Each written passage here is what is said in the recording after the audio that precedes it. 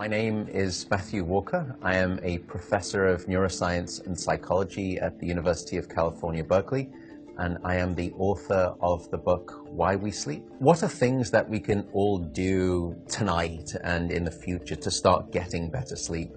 Well, beyond carving out a non-negotiable 8-hour sleep opportunity, there are probably at least 5 things that we can do.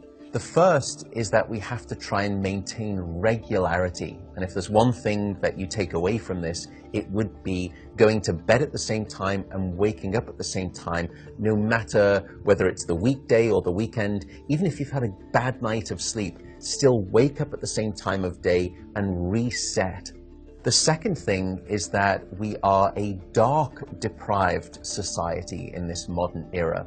And we need darkness in the evening to allow the release of a hormone called melatonin. And melatonin helps the healthy timing of our sleep. So try to dim down half the lights in your home in the hour before bed. Stay away from screens, especially those LED screens. They emit blue light that actually puts the brakes on melatonin. And those blue light emitting devices fool your brain into thinking that it's still daytime, even though it's nighttime and you want to get to sleep. The third key ingredient is to keep it cool. Many of us actually have a bedroom that's too warm in terms of temperature. So an optimal temperature is about 68 degrees Fahrenheit or about 18.5 degrees Celsius. And the reason is that your brain and your body need to drop their core temperature by about 2 to 3 degrees Fahrenheit to initiate good sleep. And that's the reason that you will always find it easier to fall asleep in a room that's too cold than too hot.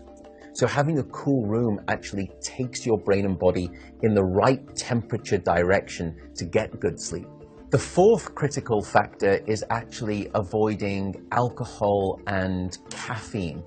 Unfortunately, this makes me deeply unpopular, but alcohol is perhaps the most misunderstood drug when it comes to sleep. People think that it helps them fall asleep. That's not actually true. Alcohol is a class of drugs that we call the sedatives. And what you're doing is just knocking your brain out. You're not putting it into natural sleep. We also know that alcohol will fragment your sleep, so you'll wake up many more times throughout the night. And alcohol is also a very potent chemical for blocking your dream sleep or your rapid eye movement sleep. Caffeine is also a problem. Many of us know that caffeine can keep us awake. It's an alerting chemical. It's a stimulant in terms of a class of drugs.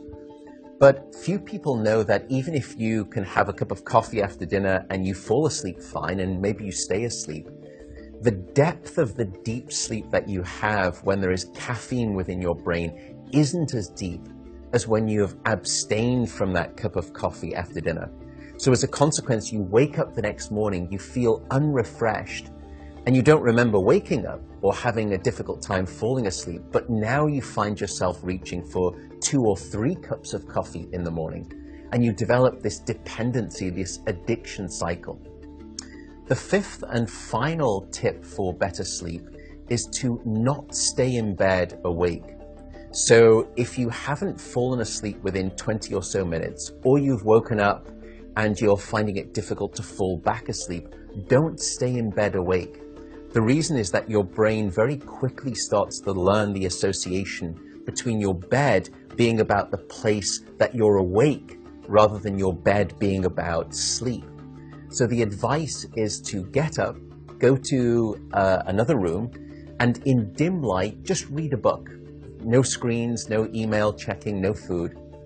And only when you feel sleepy should you return to bed. And that way you can actually then relearn the association between your bedroom being about the place of sleep rather than being awake. I should also note that some people don't like the idea of getting up and going out to a different room if it's dark and they're warm in bed. An alternative is actually meditation. Meditation has been demonstrated in clinical trials to help people just relax the body, calm down the fight or flight branch of the nervous system that can happen when we wake up in the middle of the night and we have that Rolodex of anxiety thoughts. And by meditating, you can start to quiet the mind as well as the body, and that also helps you fall back asleep more easily.